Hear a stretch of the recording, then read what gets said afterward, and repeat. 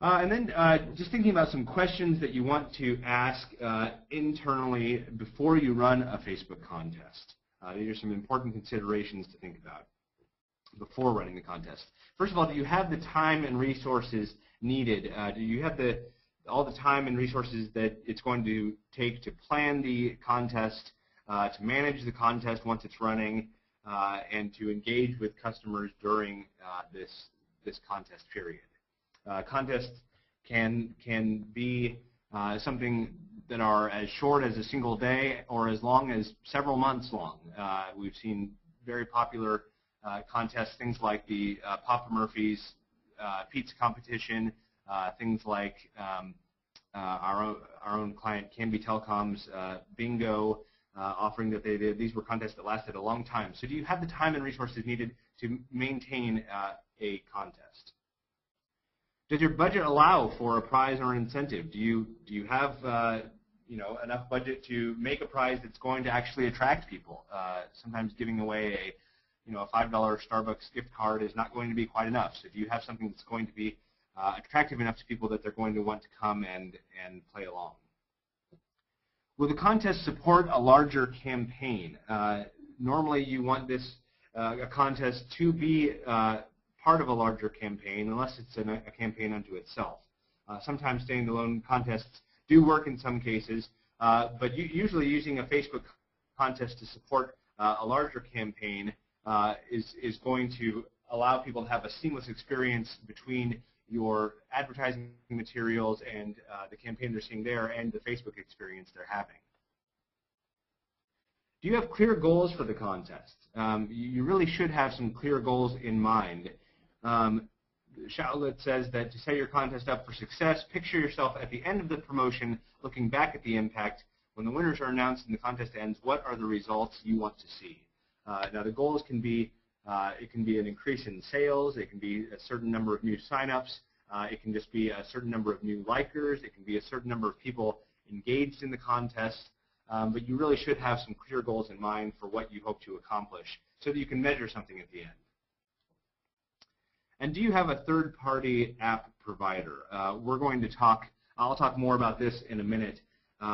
This is one of the things that actually surprised me about Facebook's rules. They actually do require that you have a third-party application provider. We'll talk more about that in just a minute. And do you have community guidelines in place for moderating the contest? Do you have some ways that you're going to be handling questions that come up, ways of handling negative feedback if that comes up as well? Do you have some guidelines in place for how you're going to handle the contest and manage it as it goes on? So those are all the questions to ask before running a Facebook contest. And then assuming that you do decide to go ahead and run a contest, there are some other important considerations. You want to make sure you define your details, the details of the contest, and pick a good prize.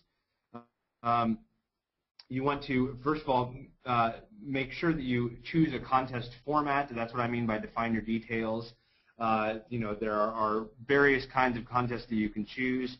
They usually fall into categories like photo uploads or video uploads, an essay or a story submission of some kind, or just a sweepstakes where users enter their contact information and winners are selected at random. So is it going to be a contest based on some sort of actual merit, some creativity that somebody throws into the mix, or is it just going to be a random type prize, that sort of thing? And then, of course, you want to pick what the prize is, and the question around that is, what is the most intriguing prize that you can afford while still retaining a budget for promotional support like Facebook ads or email marketing and that sort of thing? So just think about what the best prize is that you can offer within your budget, something that's really going to attract people's attention. I can tell you that electronic devices, things like whether it be a Kindle, a netbook, an iPad, those are things that are going to be most attractive to people in general. Important consideration, obviously, is the legal details. There are all sorts of rules that you need to make sure you're covering within your terms and conditions. things like entry regulations based on a participant's state or their country of residence, the selection of winners and how winners are going to be notified, any restrictions on age or other groups about who can participate and who can't, employees, generally can't win, that sort of thing. How entries are going to be used by your company in the future, so are you going to be adding people to an email list, that sort of thing.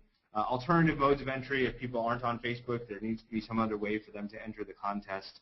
And Shoutlet makes a pretty strong case for having your terms and conditions reviewed, if not written, by a lawyer or some other legal representative that you have for your company. So just make sure that you are getting the legal stuff behind the contest right. And then there are lots of rules specific to Facebook, and I started to sort of get into those a minute ago. But I'll walk through these step by step. And again, this is really a section of the Shoutlet report that I learned a lot from. First of all, contests on Facebook must be run through a third-party application. I mentioned that a minute ago. You have to run your promotion through apps on Facebook.com, whether either on a Canvas page or on an app on a separate page tab within your page. These third-party applications can be applications that your company develops or that you have someone develop for you. Pivot has just started developing applications for Facebook contests, or ones that they can be provided by third-party vendors that are on Facebook that provide ways to run contests pretty easily as well. But Facebook really does want you running these contests through other applications and not through Facebook itself. And so related to that, the next Facebook rule is that you really cannot use Facebook features and functionality as part of the contest mechanism. So, for instance, users can't be automatically entered into a contest by checking in somewhere using Facebook Places, or by posting a photo directly to your Facebook wall, or by making a comment on a post, or tagging a brand in one of their photos, or anything like that. Really, the only three activities that you can use are liking a page, connecting to a third-party application, or checking into a place. I think I said a minute ago that you can't be entered that way. That is actually one of the ways that you can. So liking a page is okay. Connecting to an application or checking into a place. Otherwise, anything else, posting to a wall is not acceptable. And this is something, again, was news to me because I've seen many of our clients have Facebook contests where they're running it using their own wall, where they're asking people to come and post something to their wall, and anybody who posts will then be entered to win this contest. And I certainly for a long time thought that that was just fine, and it turns out that no, in fact, that's not okay. You can't just use those sort of normal Facebook features as a means of running your contest. And Facebook will shut down at least your contest, if not your page, if they find you doing this. Now, whether they are out there trolling for smaller companies doing this sort of thing, I don't know. I sort of doubt it. But you want to be playing by the rules here when you're running a Facebook contest. And this is really the heart and soul of why I wanted to do a webinar on this topic. There are some other rules on contest management. You can't use a Facebook like button as a means of collecting votes on entries. I said you can use the like button to have people enter as a whole, but not to collect votes. You can't notify winners on Facebook, whether it's through a wall post or through a direct message or in chat. The notification of winners has to be either directly to them via email or by phone or something like that. It cannot be through Facebook. And then there are other important disclosures, mostly around the fact that Facebook does not officially condone your contest. You need to make users understand that Facebook is not liable for the contest.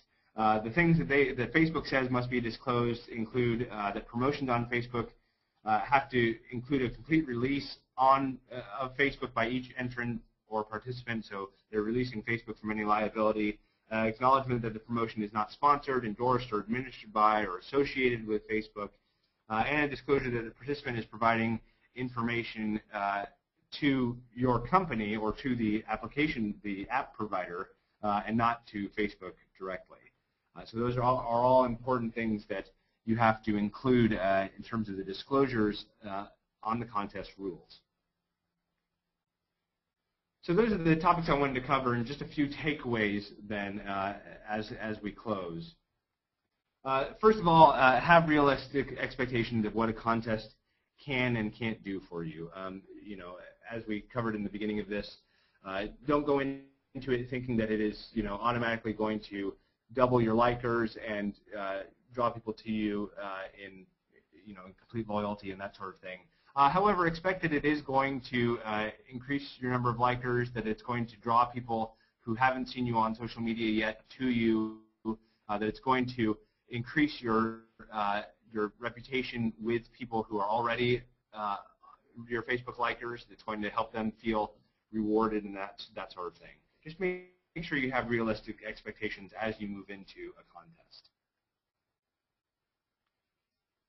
And then decide whether or not the contest is right for you based on your budget, based on you know, based on the campaigns that you're running and how the contest might interact with that and that sort of thing. Does it fit within the overall strategy of your company? And if so, make sure that you have clear goals and a clear plan so that you can measure success. I talked a little bit about that.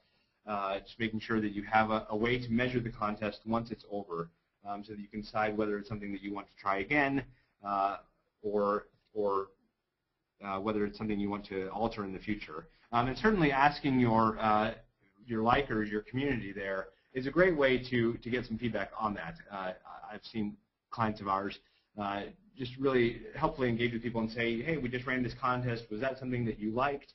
Is it something that you you know, are interested in seeing us doing again? And really getting people's direct feedback is one of the best ways to measure how a contest went.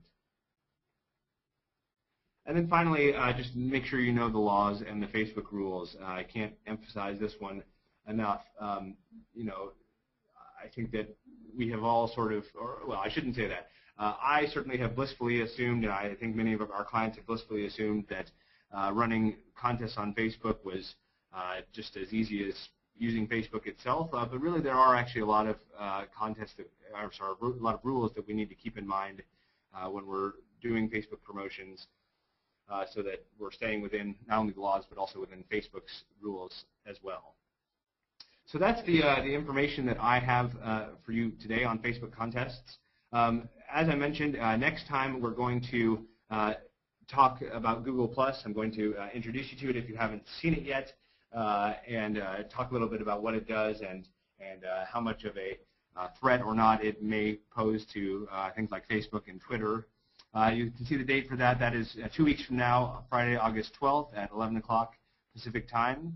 The next Straight Talk on Telco Marketing with Dave Neustraden will be last Wednesday in August, last day of August, the 31st, also at 11 o'clock.